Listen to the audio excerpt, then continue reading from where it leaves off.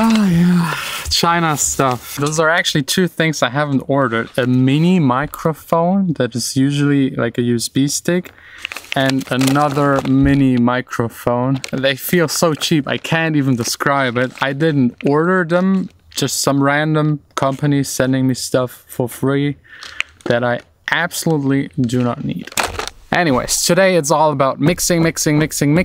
I'll share everything I'll do today to my song Watch Me Burn and share the advanced, like the last bits of mixing, like the Compressor shit I've never actually shared here on this channel.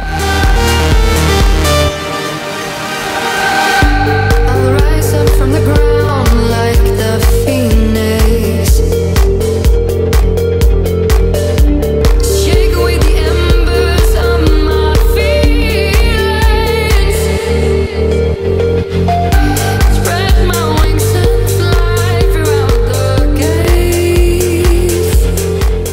So you just heard the version before mixing where it just did the creative stuff, and then the final mix down with the final master on top. That's how the song is going to be released, at least as long as I don't find any mistakes in it. I will probably find some, but let's get started. Let's get started with the Compressor shit of mixing.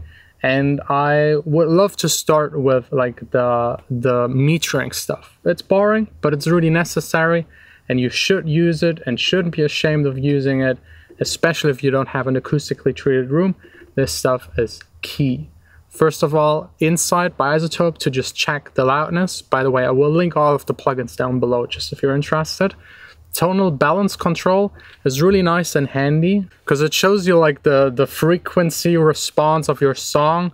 And usually if you're outside of the lines, there's something you should consider to address. Of course, it's up to you, stylistic choice, your producer intent, what you want to achieve. But if there's something popping out extremely, then go and at least double check if that's really what you're going for. Or if you're just tired and didn't hear it, or just, I don't know, something weird happened. Then span, my favorite analyzer. You can put it in MS mode and see like two graphs for like the side signal and the mono signal. Very, very handy. And ozone we don't need yet. Let's get started with like all of the techniques I've actually implemented on the song to push it that far. First up, very important, is A and B comparing and loudness matching. So I always set up my stuff in a way where I have like different settings, try them out, A and B compare, and also make sure that whenever I disengage them that the volume stays the same, just so that I can compare it and actually know what I'm doing. Our ears are way too easily tricked just by something being half a dB louder. So right here, for example, on the Better Maker compressor, I have an A and B setting. I just switch around, listen for what sounds best. For example, if I want to adjust attack and release on the master, I usually test out a couple of settings, compare them to each other, see if the groove is natural, the attack is set the right way, and the release as well. Then usually I split, at least on the master, my EQ into mid and side. On the side signal, I EQ away the low end, and also sometimes EQ away the top end. This really depends. I want the mid and the upper mids to be as wide as possible just to make the mix sound big, and everything else that isn't needed, doesn't serve a purpose, I just cut it. And to counteract, I sometimes boost then on the mid signal if I cut something in the lows or in the highs, but here it wasn't, at least on the top, not really necessary because the song already had quite a lot of top frequencies. And then also something I do on the master is using the imager, and I've split it up into 3 bands. This highly depends on the song, just to double check, again, putting it in mono. And I usually also put everything above 13, 14K into mono. It's so high up there, it's just like sizzling. Doesn't need to be stereo, it just makes it more unpleasing. So I also like dial it down at least a tiny bit. Then let's get to the drums. They're all in a bus except for the kick. Usually I also route the kick to it, but here not, for some weird reasons. I just wanted it to cut through and not be processed with the rest of the drums. But on this bus I got the Schwerkraftmaschine, which is like an outboard gear compressor that is controlled right here with a drum smasher as a setting. That's like a really extreme setting just to do parallel compression. and then the mix is set to right around 70%. Neutron on top to expand actually the top end, because like mixing is a lot about controlling dynamics. Let's maybe click right here and play you a part.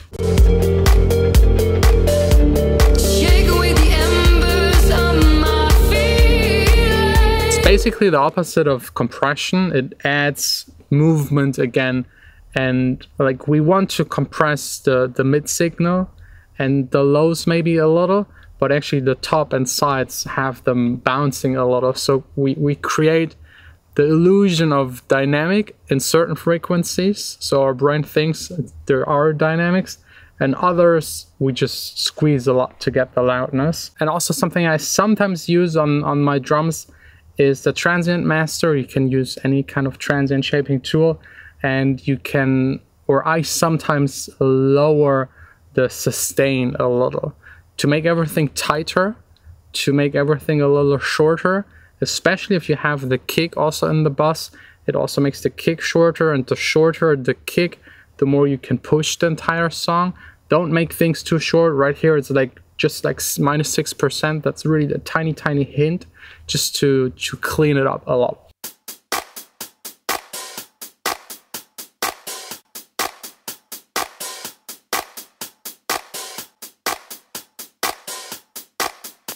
It's barely noticeable, but it adds up if you do these kind of small things.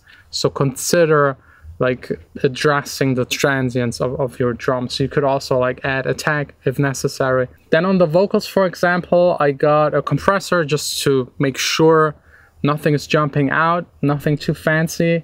Nectar to add a bit of de-essing, just like the very harsh stuff. And then on top I add Soothy, which is an even smarter way to de-ess a vocal. There's like an invisible de-esser setting. I usually start with it and tweak it a little, and it gives you the most natural sound. Like it reduces the harsh S sounds, but not in a way where it starts to sound very strange. Shake away the embers of my feelings. And then the rest of the vocal is on the individual track. I got the EQ just to cut away the low end. And then I got the creme, which is just like EQ and compression, just a little like 2-3 dB of gain reduction, boosting the high frequencies a tiny bit. And that's basically it. Then also very important, especially for EDM, is the ringing of the heads. Some have it, some don't have it. It's nasty. You don't want to have it like playing 110 decibels in a club, and it just hurts.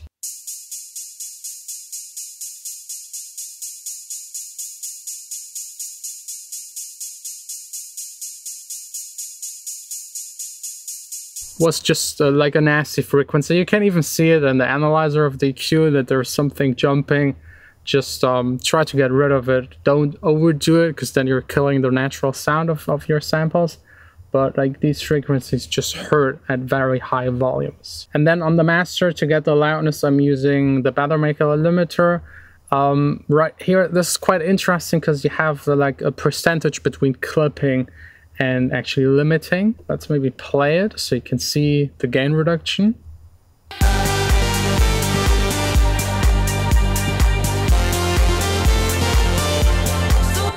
So I have like 2 to 3 dB of limiting and 1 dB of clipping, just to get those peaks down, cut them away in a pretty harsh way. Usually back in the days you wouldn't clip stuff like that, but I think it's like a musical kind of clipping that actually works and helps you again to get the loudness and the song mixed. Also really interesting, you got odd color, even color, just like a hint of it. Let's maybe play it with and without the color.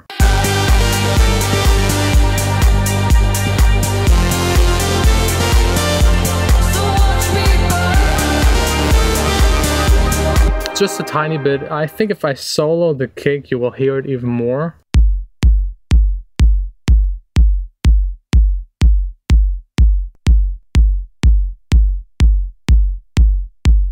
Sometimes I also like to use an exciter on the side signal. On this song, I didn't feel like it was necessary, but that's usually something I consider. And then let's maybe check out the compressor on the master. It is in MS mode, so I can switch between the mid and side signal. I compress them a tiny bit differently. The mid signal, like 2 to 3 dB of gain reduction. The side signal, maybe 1 dB, 1.5 dBs of gain reduction, just to like keep the dynamics and the side signal a little more intact. And the side chain is set to 300 Hertz, so everything below it is not being fed into the compressor. If you feed the kick and the bass into the compressor, it will start pumping. And we usually don't want that pumping. For some types of music, it's necessary, but it usually sounds a little less stupid if it doesn't pump that heavily. And then my secret weapon, probably by now everyone knows about it, is Gullfoss. Let me just play it and engage and disengage it. Let's see if you can figure out what it does.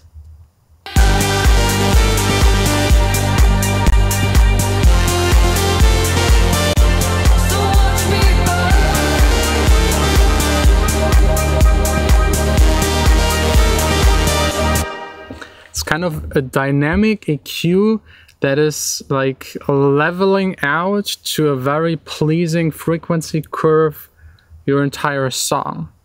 So it's pushing and pulling, and I don't really know what it does exactly, but if you use it very, very sparingly, it can help you to push your song a little.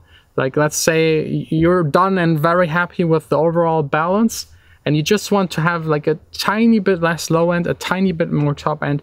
That's a really great tool to do it. And again, it's bouncing, it's reacting, so it doesn't sound that stiff and actually helps a little on the master. But don't overdo it. If you crank it up by way too much, it just destroys everything you've done before, and it gets pretty much pointless. And then last but not least, I think it's also part of mixing, is automation. For example, on the vocals, sometimes they're louder or less loud. Also the reverb, not the reverbs, the breathing of the singer.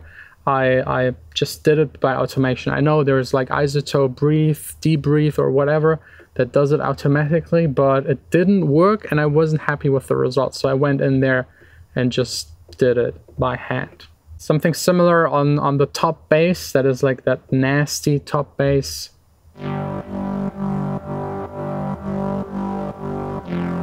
Has a ton of distortion on it. Decapitator on Punisher, and then the mix a little down. And when the song is playing, the entire song, it makes sense to have that fuzziness there, because there's so many other elements competing, so you need that to make it cut through. But in other sections where there's less playing, I had to like lower the cutoff to make sure it doesn't stick out too much. So let's listen to those two sections.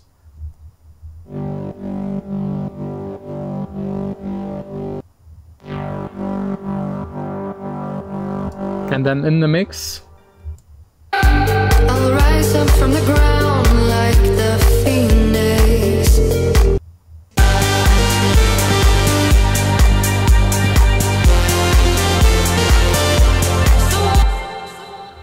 and now what it was actually like before the automation, I had the fuzzy bass opened. I'll rise up from the ground like the phoenix. Shake away the embers of my... Yeah, and it kills in that part the entire vibe. It just like collides with the vocal and doesn't let it shine. And it's more like a drop down part, which should be like everything less and more focused on the bass kind of parts. So yeah, automation is part of it, because songs are changing over time. That's like the definition of music. And if you don't consider what a song sounds in different sections and don't address it and mix it differently, you'll fail 100%. I know it's a lot of work and effort, but it will be rewarded with like a nice, cleaner song that is more pleasing to listen to for other people. I think that's pretty much it. Those are like the mixing tips that I used on this song to push it. The rest is of course just levels. Which element has what kind of level in comparison to another element. For that, it's really important, just like experience, just do it a bunch of times and you'll know how kick and bass kind of relate. One last thing, of course, quite a lot of side chaining. It's very typical for electronic dance music. That's how you create room for the kick to cut through the entire song.